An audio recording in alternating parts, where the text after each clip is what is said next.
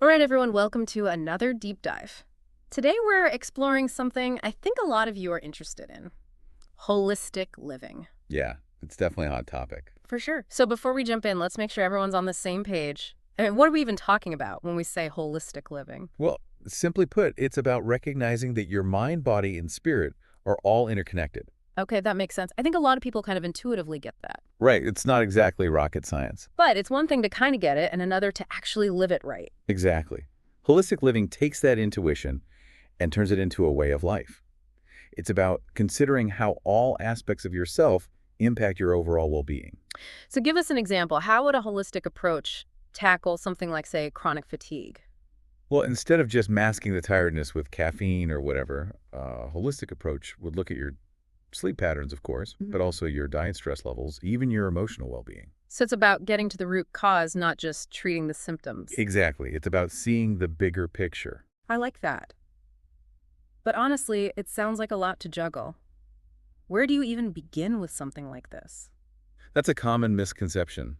People think holistic living is about making these radical changes all at once, but it's not. It's really about making small, intentional choices that gradually shift you towards a more balanced way of life. Okay, that's reassuring. Small steps, I can handle that. But what are we aiming for here? What are the guiding principles of this whole holistic living thing? Well, there are four core principles that underpin pretty much everything in holistic living: balance, connection prevention, and sustainability. Okay, I'm intrigued. Break those down for us. Starting with balance. What exactly does that mean in a holistic context? Well, it's not just about work-life balance, although that's certainly part of it. It's about finding harmony in all areas of your life: physical health, emotional well-being, your relationships, career, even your spiritual connection. So it's about finding that sweet spot where everything's kind of working together. Right, it's like tuning an instrument.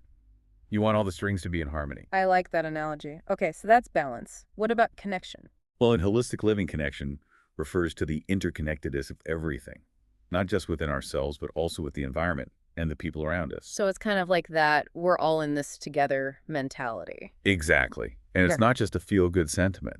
There's a growing body of research showing how our well-being is directly impacted by the health of the planet and the strength of our social connections. That makes sense. Okay, on to principle number 3, prevention over cure. I have to say that one really resonates with me. It's a biggie. It's about taking proactive steps to support your health and well-being so you're less likely to get sick or experience imbalances in the first place. So it's about building a strong foundation instead of just patching up cracks as they appear. Exactly. Think of it like maintaining a car. If you take care of it regularly, you're less likely to have major breakdowns down the road. All right, last but not least, sustainability. What does that mean in the context of holistic living? So sustainability in this sense is about creating a lifestyle that you can maintain over time. It's about finding that balance we talked about earlier and making choices that support your long-term well-being without burning yourself out. So it's not just about environmental sustainability, but also about personal sustainability. Precisely. It's about creating a way of life that nourishes you and allows you to thrive. I'm already seeing how all these principles kind of weave together. It's pretty cool. But okay, let's get real here. How is this actually different from the way most of us approach health? I mean, is swapping soda for green juice really all it takes? It's definitely more than just making a few swaps here and there. Yeah. It's a fundamental shift in mindset. Conventional medicine tends to focus on treating symptoms. You have a headache, you take a painkiller. Mm. Holistic living, on the other hand, looks for the underlying cause of that headache. So it's a more holistic approach, literally. Uh-huh, exactly. It's about addressing the root of the issue, not just masking the symptoms. So you're like a health detective. That's a great way to put it. But how do you even begin to unravel all those interconnected factors? That's where the four pillars of holistic living come in. These are the practical tools you can use to actually create a holistic lifestyle. All right, I'm loving this framework. Give us pillars. The four pillars are nutrition, mind-body practices, natural remedies, and environmental awareness. And we'll be diving deep into each of these in the next part of our deep dive. Ooh, can't wait. But before we go, I have a burning question about that first pillar, nutrition. I have a feeling this goes way beyond just eating your veggies, right? You got it. It's about understanding how food impacts your whole being, your energy levels, your mood, your sleep, and even your mental clarity. So it's not just about what you eat, but how it makes you feel. Exactly. It's about choosing foods that nourish your body and support your overall well-being. So things like organic, produce whole grains, healthy fats. All of that but also don't underestimate the power of herbs and spices. Okay, herbs and spices. I use those all the time in my cooking, but are you saying they have like superpowers or something? Well, maybe not superpowers, but many herbs and spices do have incredible medicinal properties. Think about turmeric and ginger, for example. They're not just flavor enhancers. They have potent anti-inflammatory and digestive benefit. Wow, I had no idea. I use those all the time. Okay, on to pillar number 2, mind-body practices. I'll be honest, yoga has always intimidated me a little bit. I get it. It can seem daunting. But there are so many different styles of yoga, from gentle restorative practices to more vigorous flows. You can find something that suits your level and your needs. And what are the benefits besides, increased flexibility? Oh, the benefits are endless. Improved strength, stress relief, better sleep, and it's amazing for back pain, which, let's face it, is a pretty common ailment these days. Tell me about it. I spend way too much time hunched over my computer. So yoga's good for posture, too. Absolutely. And remember, you don't have to become a yoga master overnight. Even just a few minutes of stretching each day can make a difference. Good to know. What about other mind-body practices? What if yoga's just not my thing? Well, there's Tai Chi, which is like meditation in motion. It's great for balance coordination and focus. And of course, there's meditation itself, which can be incredibly powerful for calming the mind and reducing stress. Meditation always seemed a little too out there for me, but I'm willing to try anything to quiet down my racing thoughts. You know, meditation doesn't have to be complicated. It can be as simple as taking a few deep breaths and focusing on the present moment. So you don't have to sit in lotus pose for hours on end. Nope. Even just 5 minutes of mindful breathing can have a significant impact on your mental and emotional state. Okay, I can handle 5 minutes. All right, pillar number 3, natural remedies. Does this mean I have to ditch modern medicine? Not necessarily. It's more about incorporating natural approaches alongside conventional treatments. It's about having a well-rounded toolkit for your health and well-being. So it's about finding what works best for you and your individual needs. Exactly. And remember, it's not an all-or-nothing proposition. You can start small. Something as simple as using aromatherapy can make a difference. Oh, like using lavender essential oil to relax or eucalyptus to clear sinuses. Exactly. Those are great examples of natural remedies that many people already have in their homes. See, I'm already doing holistic living without even realizing it. Okay, last pillar, environmental awareness. We talked about connection earlier. How does that tie into this? It's about recognizing that our personal well-being is intricately connected to the health of the planet. Yeah. So making choices that are good for the environment also benefits us in the long run. So things like recycling, reducing energy consumption. Exactly. But it goes beyond that. It's also about being mindful of where your food comes from, choosing sustainable products, supporting local businesses. So all those everyday actions can actually contribute to holistic living. Absolutely. And a Yeah. great example of this is gardening. Not only does it provide you with fresh, healthy food, but it also connects you to nature and reduces your environmental footprint. Wow, I never thought of gardening as a holistic practice. But it totally makes sense. Okay, I think we've laid a solid foundation here. We've defined holistic living, explored its core principles, and even introduced those 4 pillars. But why does all this even matter? What are the actual benefits of living this way? Well, that's a great question, and one we'll be diving into in the next part of our deep dive. Stay tuned, folks. We'll be right back to explore the amazing benefits of holistic living and how it can transform your life. We'll be back in a flash. All right, we're back and ready to explore the benefits of holistic living. I don't know about you, but I'm already feeling inspired. I know, me too.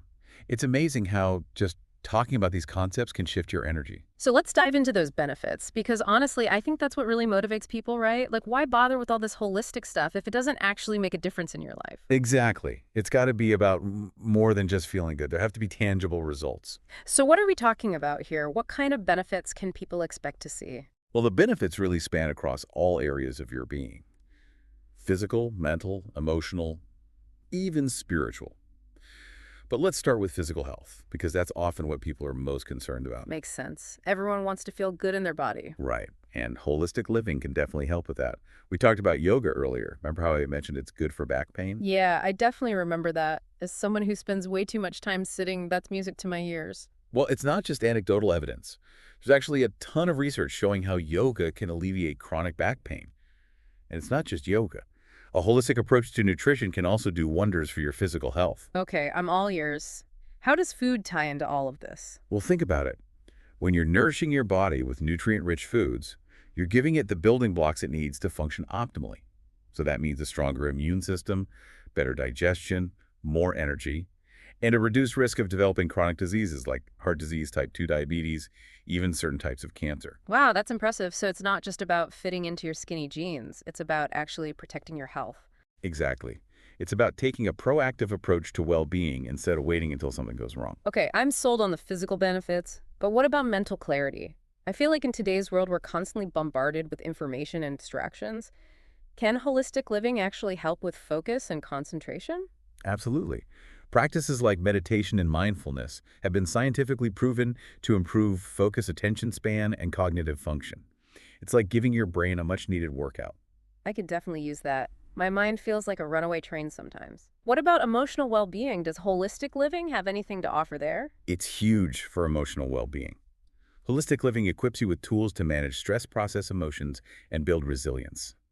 Think about journaling, for example. It's a simple yet powerful way to release pent-up emotions and gain clarity on what's going on inside. I've always been a bit skeptical of journaling. It just seemed a little too touchy-feely for me. But I'm starting to see how it could be helpful, especially when it comes to dealing with stress. It's definitely worth trying. And don't forget about the power of spending time in nature. Even a short walk in the park can do wonders for your mood. Okay, I'm liking all of this. Physical health, mental clarity, emotional well-being. What about the spiritual side of things? Is that a must-have for holistic living? It really depends on your personal beliefs and values. For some people, spiritual growth is an integral part of holistic living. For others, it's not as important. The key is to find what resonates with you and what helps you feel connected to something greater than yourself. So it's about honoring your own unique path. Exactly. There's no one-size-fits-all approach to spiritual growth. Some people find meaning and purpose through organized religion, others through nature, art, music, or meditation. It's really about finding what nourishes your soul.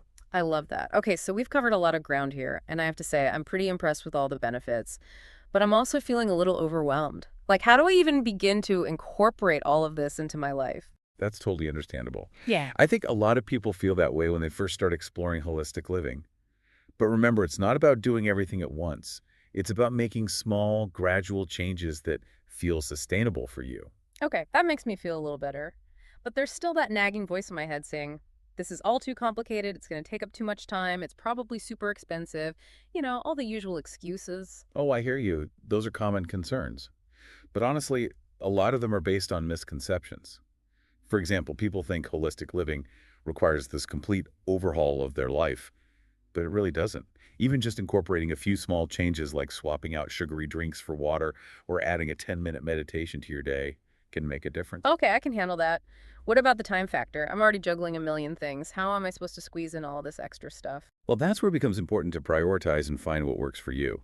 Maybe you don't have time for an hour-long yoga class every day, but you could probably spare 5 minutes to do some stretching in the morning. Or maybe you can't afford a weekly massage, but you can make time for a relaxing bath with essential oils a couple of times a week. So it's about finding those little pockets of time and making them count. Exactly. And remember, it's not about adding more to your already busy schedule. It's about finding ways to simplify your life and create more space for what truly matters. I like that. What about the cost factor? Isn't holistic living super expensive? That's another common myth. Yes, some aspects of holistic living can be pricey, like organic produce or fancy supplements. But there are also plenty of affordable ways to embrace this lifestyle. Think about buying locally grown produce at a farmer's market, practicing yoga at home with online videos, or making your own cleaning products with simple natural ingredients. So it's about being resourceful and finding creative solutions. Exactly. And you might be surprised at how much money you can actually save by making healthier choices.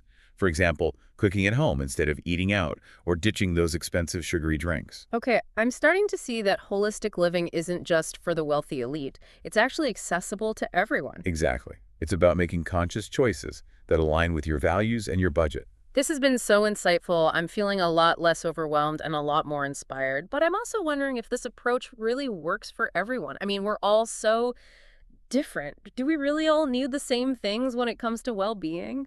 That's a great question, and one that leads us perfectly into the next part of our deep dive. We're going to be exploring how adaptable holistic living really is, and how you can tailor it to your own unique needs and circumstances. Stay tuned. So we're back, and I'm really curious to explore this idea of adaptability. Can holistic living really work for everyone, no matter what their age, background, or even culture is? Absolutely. That's one of the beautiful things about this approach. It's not a one-size-fits-all kind of thing. It's a framework that you can adapt to fit your own unique needs and circumstances. Okay, that makes sense. But how does that actually play out in real life? Can you give some examples? Sure. Let's take age, for instance. For someone younger, holistic living might focus on establishing healthy habits early on. Mm-hmm. Things like mindful eating, learning stress management techniques, maybe exploring yoga or martial arts to get them moving and build focus. So you're setting the stage for a lifetime of well-being. Exactly. But then for someone older, their needs might be completely different. They might be focused on managing chronic conditions, naturally staying active with gentler practices like Tai Chi or walking and finding ways to stay socially connected. It's fascinating how holistic living can adapt to different stages of life. It really can. And it's not just about age either. Cultural background plays a huge role too. Right, because different cultures have different traditions and beliefs around health and well-being. Exactly. But the core principles of holistic living, balance, connection, prevention, sustainability, those are universal. It's just the way they're expressed that can vary. So you could have someone from a culture with a strong tradition of herbal medicine incorporating those practices into their holistic approach. Exactly. It's about blending ancient wisdom with modern knowledge and creating a personalized approach that honors your unique heritage. I love that. It's like holistic living is a tapestry that you weave together using threads from different traditions and practices. That's a beautiful way to put it. It's about finding what works for you and creating a lifestyle that supports your overall well-being in a way that feels authentic and meaningful. This has been such an eye-opening conversation. I feel like we've only just scratched the surface of what holistic living is all about. We definitely have. But hopefully this deep dive has given you a better understanding of the core principles, the key pillars, and the amazing benefits of this approach. It definitely has. And I think the biggest takeaway for me is that holistic living isn't about achieving some perfect state of being. It's about making conscious choices every day that nourish your mind, body, and spirit. Well said. It's about creating a lifestyle that supports your overall well-being and helps you thrive in all areas of your life. And it's about remembering that we're all interconnected, not just with each other, but with the planet as well. So making choices that are good for the environment are also good for us. Exactly. It's all connected. Mhm. And the more we embrace that interconnectedness, the healthier and happier we'll be. Well said. I think that's a perfect note to end on. So to all our listeners out there, whether you're just starting your holistic journey or you're a seasoned pro, keep exploring, keep learning, and keep growing, because there's always more to discover on this path to well-being. And remember, holistic living is a journey, not a destination.